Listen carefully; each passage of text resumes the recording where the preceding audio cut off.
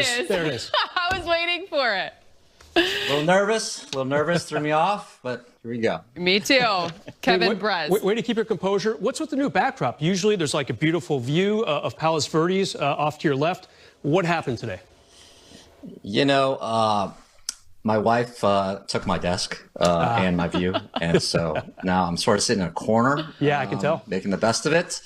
But, you know, that's the way it goes sometimes, as I'm sure the gentlemen out there know. That's the way it is. You got to defer. Absolutely. Happy wife, happy life. That's the motto. Guys, good to see you both. We got a packed show. Let's get right to it. The biggest news of the day. LeBron James is going to be here a while. According to multiple media reports, LeBron and the Lakers have agreed to a 2-year contract extension that will keep LeBron with the purple and gold through the 2022-23 season.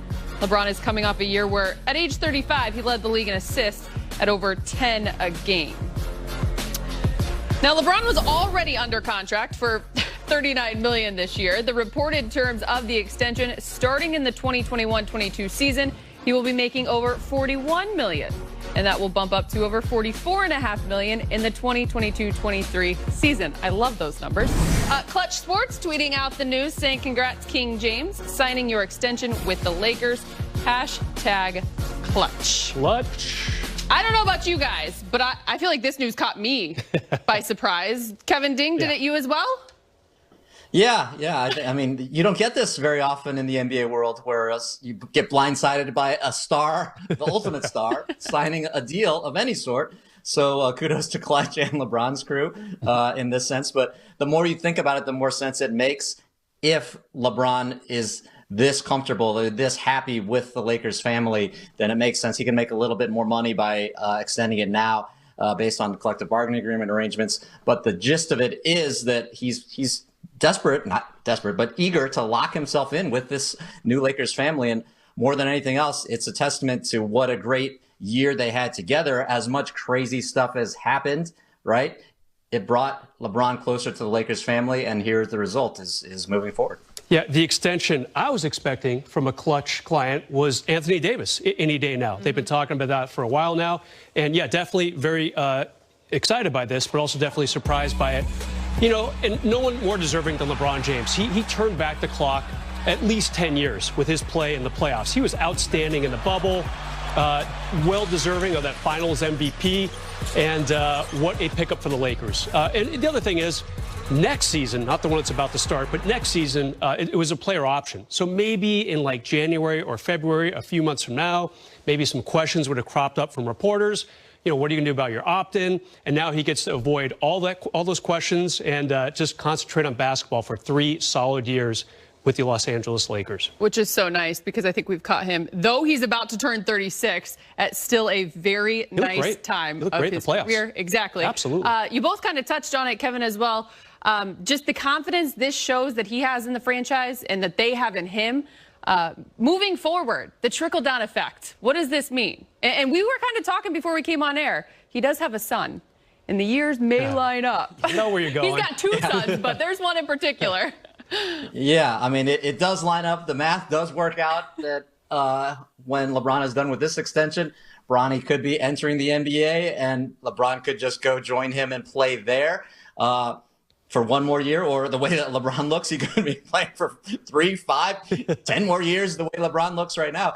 But that's, far out there. And LeBron, as you know, Ali and Brez, he's mentioned that as a goal of his, a far-reaching goal. But that's a goal of his to have line up. But for now, the gist of it is that and it's sort of refreshing, to be honest, to have a star player not be trying to, hold a hammer over an organization and say, look, I can leave at any time. I can leave after any year.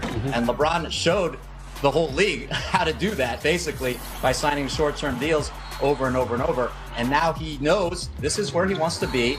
This is the franchise he long wanted to play for, right? And this is a partnership that has proved to be everything that he wanted it to be. But they won, right? And they're working with them in a beautiful fashion. So more than anything, it's a collective feeling here, and it's refreshing, right? I mean, you everywhere you go now, players are trying to dictate to management. Well, I want this. I want this. I can show you this. I can bring in this player. But here's LeBron saying, hey, we're working together beautifully.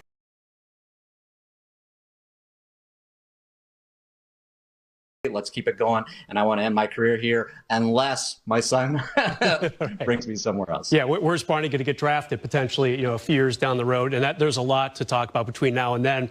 But just the fact that LeBron indeed is saying, hey, I've enjoyed my years in L.A. It helps when you win a championship in his second season with the Lakers. But again, there's not going to be that carnival, the kind of the circus atmosphere when he was getting ready to leave Miami several years ago, or Cleveland for the second time. Those entire seasons, he was asked, what are you going to do? What's going to happen? Where are you going to be 6 months from now? And now he gets to avoid all that. And what a strong statement to potential free agents down the road. LeBron's here to stay. He never looked better than he did in the most recent playoff season. And now we just wait for Anthony Davis. How long will his deal be? That's what's next. And then after that, games, which we're starting to find out when those are happening. Slowly but surely. The NBA, yes, made it official that the Lakers will be playing in the first night of the regular season. They will, of course, be playing the Clippers. Game 1 is Tuesday, December 22nd at 7 o'clock. The other game that day is Warriors and Nets. KD expected to make his Brooklyn debut against his former team. The Christmas Day slate of games have also been announced, and it's a great lineup. The Lakers play at 5 o'clock against Luka Doncic and the Mavs.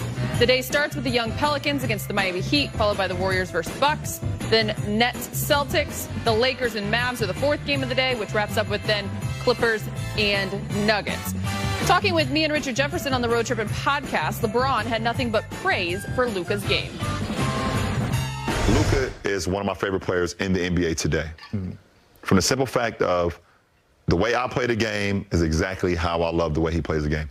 Team first, gets his guys involved. If you challenge me to score, I'm going to score.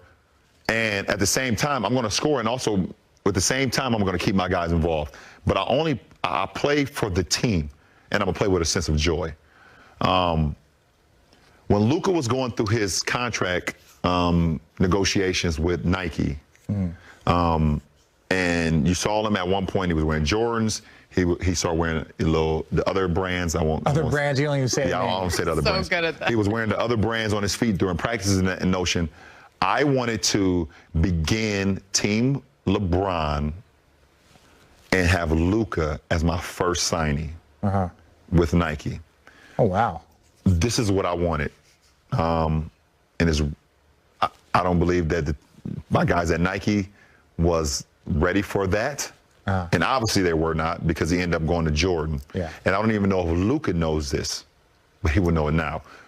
I wanted Luka to be the first signee of Team LeBron when he was going through his situation. And it didn't happen. He's still under the same umbrella of Nike's with Jordan, but I wanted him to be, and that's how much I believed in him. Yeah. And it's going to, I feel like it's going to haunt me a little bit. It's going to haunt you. But I wanted him to be my guy. I wanted him to be my first guy because I just love what he stands for. I love everything about him, both on the court and off the court. He's just a great guy. We're going to get to that sound in just a minute. But first, Lakers, Clippers, opening night. We knew that was coming, right? We didn't think anything else. I mean, the fans didn't get their Western Conference Finals matchup, so here it is. And they've already talked about it. They're going to use that as motivation. And they're excited about it, Bress. Yeah, for sure. Maybe it would have been Warriors-Lakers if not for the Klay Thompson injury. That was definitely a possibility, but now it had to be this game. Once the NBA revealed earlier in the week that it was going to be Mavs-Lakers on Christmas, it had to be Clippers-Lakers.